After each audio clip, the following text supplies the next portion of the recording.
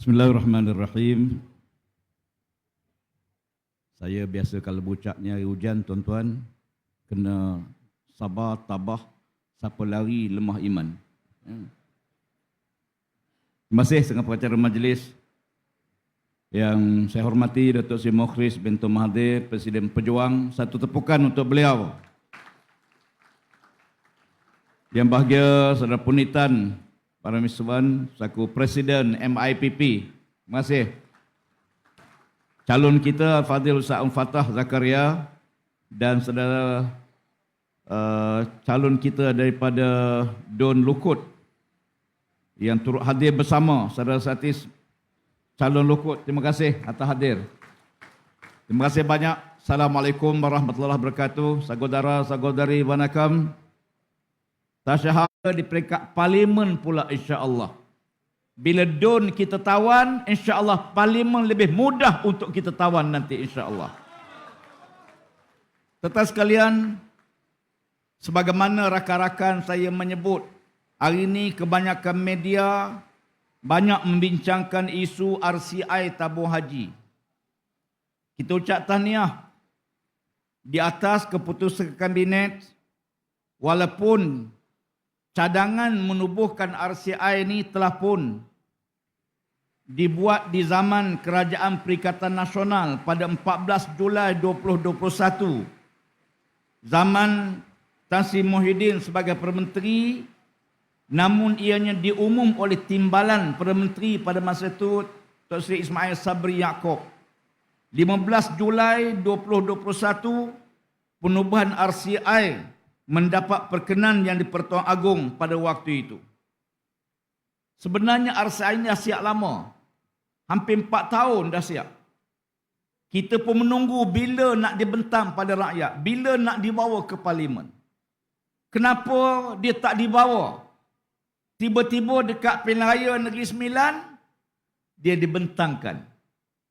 Secara simbolik kita boleh lihat kenapa waktu ini dia bentang.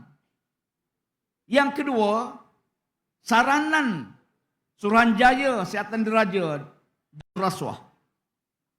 Kita bergabung bersama dengan mana-mana pihak di atas prinsip yang Allah Ta'ala gariskan kepada kita. Wa ta'awanu 'alal birri wat taqwa wa la ta'awanu 'alal ismi wal 'udwan. Bertolong bantu dalam perkara kebaikan dan takwa pada Allah. Jangan sekali-kali bertolong bantu dalam perkara yang menyebabkan kesalahan dan dosa dan juga permusuhan. Ini panduan Allah Ta'ala kepada kita orang Islam khususnya. Dan nilai ini nilai universal. Mana ada pihak yang sokong kemungkaran, mana ada pihak yang sokong kebatilan, penyelewengan. Saya setuju apa disebut oleh Datuk Seri Mukhris. Amanah umat Islam kepada tabung haji ini sangat besar. Oleh kerana itu, dia tidak sepatutnya bila berlaku, kerana dia merupakan satu institusi amanah umat Islam, bukan sekadar institusi keuangan, bahkan yang paling penting bagaimana kita melaksanakan amanah urus tadbir dana wang rakyat, wang umat Islam ini. Memang kebenaran perlu dizahirkan, namun keadilan juga mesti ditegakkan. Di mana perkara-perkara yang salah tak boleh ditutup kerana dia melibatkan soal keyakinan kepada institusi agama.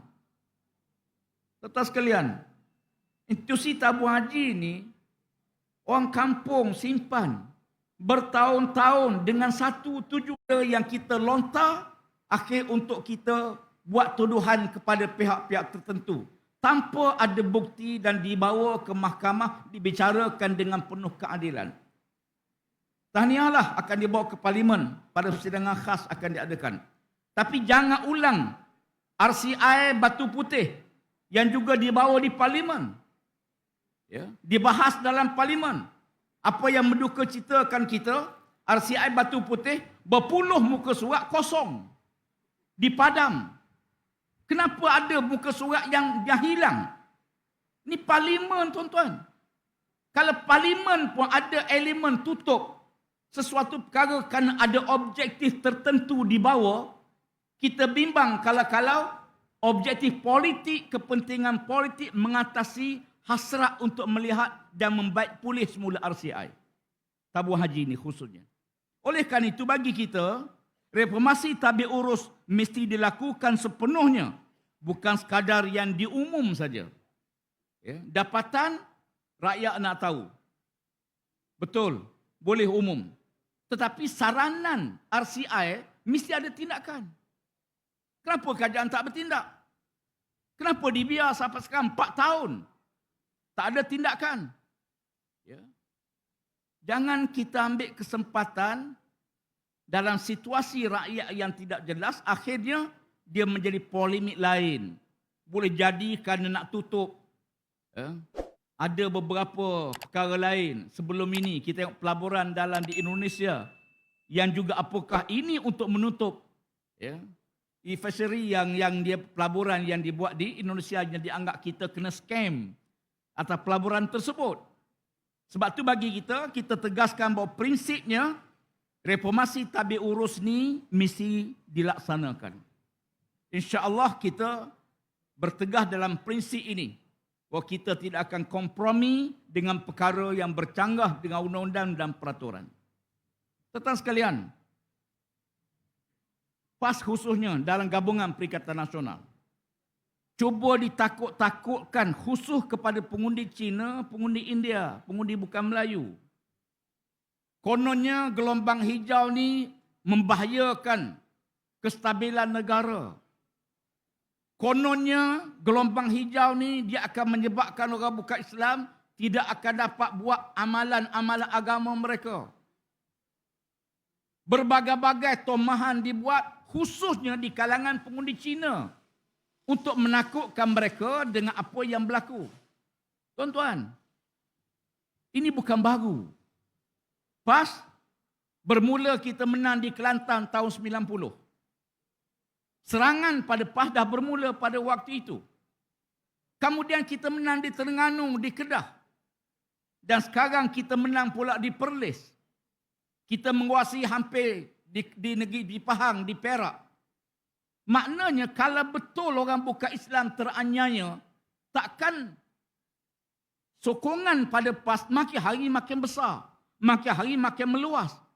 Dan bukan saja di kalangan orang Islam, di kalangan non-Muslim juga. Sebab itu yang banyak komplain, yang banyak menakut-nakutkan ini, kadang-kadang tak pernah pergi pun ke Kelantan. Tuan-tuan pergi tengok di Kelantan. Kononnya kalau pemerintah, agama-agama lain tak boleh mengamalkan agama mereka. Tuan-tuan, untuk makluman, patung Buddha yang paling besar di Kelantan, di Tumpat Kelantan, bukan di Pulau Pinang. Tuan-tuan boleh pergi tengok macam mana kehidupan masyarakat non-Muslim di Kelantan. Dia sangat minoriti. Sangat minoriti. Tetapi kerajaan Kelantan lantik dalam pilihan raya, orang Siam tak ada wakil, tak ada YB daripada kaum Siam. Kerajaan Kelantan lantik kaum Siam duduk di pejabat menteri besar bagi menjaga hak kebajikan kaum Siam. Demikian juga masyarakat India, demikian juga masyarakat Cina. Ada orang kata Kelantan nanti orang bukan Islam tak boleh minum arak. Tuan-tuan pergi Kelantan. Bukan saja dia benar minum arak, ada kedai pun jual arak di Kelantan. Yang tak dibenar ialah kita mabuk di halayak ramai, mengganggu ketenteraman awam. Dan itu semua diterima oleh mana-mana agama, mana-mana budaya. Tuan-tuan sekalian, polisi dasar yang kita bawa, saya sebut secara pahlah dalam konteks rakan Perikatan Nasional. Mana-mana perkara yang tidak baik bagi rakyat, yang merosakkan institusi keluarga, yang merosakkan institusi rumah tangga, anak-anak, masyarakat, keharmonian, semua orang tak setuju kalau kita biarkan perkara tersebut. Tuan-tuan sekalian, Islam datang ni bukan untuk bawa masalah. Islam datang untuk menyelesaikan masalah. Kita datang bawa gagasan kesejahteraan. Sebab apa? Sebab bangsa bukan kita buat. Bangsa Tuhan yang tentu. Ya. Bangsa warna kulit bukan kita yang cipta, bukan mak ayah kita yang buat. Allah Ta'ala sebut dalam Quran, inna khalaqnakum min zakarin wa untha wa ja'alnakum syu'uban wa qabaila lita'arafu. Allah Ta'ala sebut kami, ini Allah Ta'ala cipta manusia. Ada bersuku kaum, ada berbangsa-bangsa. Untuk kenal. Tujuannya untuk kenal. Ya. Maknanya kalau kita tengok, kalau saya tanya tuan-tuan, Punita ni kaum apa? Kenapa tak tanya dia, you India ke? Sebab, daripada jauh kita dah boleh kenal. Allah Ta'ala sebut bangsa ini tujuan untuk dikenali. Tuan-tuan tengok Cina. Jauh kita tahu di Cina.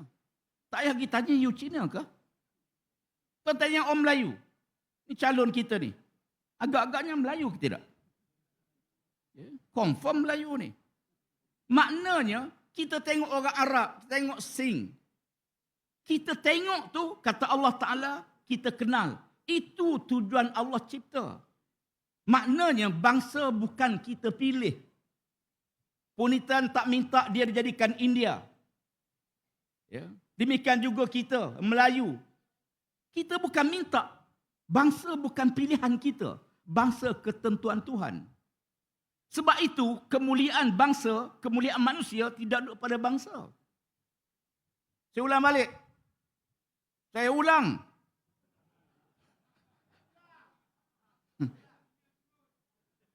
Kemuliaan manusia tidak terletak pada bangsa. Kenapa? Bukan pilihan. Kalau Tuhan kata mulia orang Melayu, hina orang India, zalim dah Tuhan. Sebab dia tak jadikan India ni Melayu. Ataupun mulia Arab, hina yang bukan Arab. Tak mungkin Allah Ta'ala buat demikian kerana dia cipta bangsa-bangsa.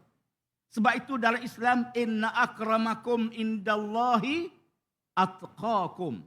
Yang paling mulia si Allah Ta'ala yang paling bertakwa. Yang bertakwa. Cina bertakwa. Dia beriman dengan Allah Ta'ala, dia jadi orang paling baik. India ke bangsa apa pun. Sebab itu dalam Islam, sahabat-sahabat Nabi yang hebat-hebat, tukang azan Nabi, tukang bang Nabi, siapa dia? Bukan orang Arab. Orang Afrika, kulit hitam. Bilal al-Habsyi, orang Habsyi, orang Ethiopia. Ya. Siapa lagi sahabat Nabi? Syuhaib ar-Rumi, bukan Arab, orang Rom. Orang Rom, bukan Arab. Ya. Salmanul Farisi, Salman, orang Parsi, bukan Arab. Ya. Maknanya, bangsa bukan lambang kemuliaan, tetapi bila bangsa itu bertakwa pada Allah, dia jadi mulia. Allah angkat darjat kita semua ni. Sebab itu dalam hadis Nabi sebut, innallaha la yanzuru ila suwarikum wa amwalikum, walakin yanzuru ila qulubikum wa a'malikum. Allah tak lihat kamu pada rupa kamu. Rupa kita bukan kita yang buat. Rupa kita Allah yang buat. Huwallazi yusawwirukum fil arhami kaifa yasha. Dialah Allah, Tuhan, yang jadikan rupa kamu dalam perut ibu kamu sebagaimana dia kehendaki. Bukan sebagaimana ayah kehendaki, bukan sebagaimana ibu kehendaki. Sebagaimana Tuhan kehendaki. Rupa kita, Tuhan yang tentu. Sebab tu bukan mulia yang kulit putih, bukan hina yang kulit hitam. Kenapa? Kerana warna kulit bukan kita yang cipta, tapi Tuhan yang menentukan. Dan Allah tak tengok pada harta. Nabi kata Allah tak tengok pada harta. Kenapa? Kerana harta ini kita usaha, kita ikhtiar, kita buka bisnes. Tapi kekayaan harta ialah apa yang ditentu diagihkan oleh pencipta kita, oleh Tuhan. Ada orang meniaga maju, ada orang meniaga tak maju. Ya? Ada orang makan ubat baik, ada orang makan ubat tak baik. Kalau ubat tu menyembuh, ada kuasa sepenuhnya, semua yang makan ubat akan sembuh. Kenapa ada makan ubat tak sembuh? Kerana kuasa penyembuh bukan duduk pada ubat. Ubat hanya ikhtiar manusia, usaha manusia. Tetapi yang kuasa sepenuhnya, Allah Subhanahu Wa Taala. Ya. Sebab itu kita bekerja, kita berusaha. Dalam konteks ini, saya setuju apa disebut tadi. Orang Melayu ni bangsa yang paling toleransi di dunia. Tuan-tuan, orang Cina boleh buka kedai dalam perkampungan orang Melayu. InsyaAllah selamat, tak diganggu, tak digugat. Orang India pun begitu, boleh buka kedai dalam kawasan Melayu. Malaysia ni sangat harmoni. Kita berbilang kaum, tapi kita saling menghormati satu sama lain. Tak timbul soal warna kulit bangsa. Sebab ni tanah air kita bersama. Mari kita banner Negeri Sembilan ni permulaan kepada perubahan kita, insya-Allah. Tuan-tuan sekalian, soal kedua ialah tentang bagaimana kita menilai sesuatu calon. Pilihan raya ni memanglah semua orang membawa calon masing-masing, ya.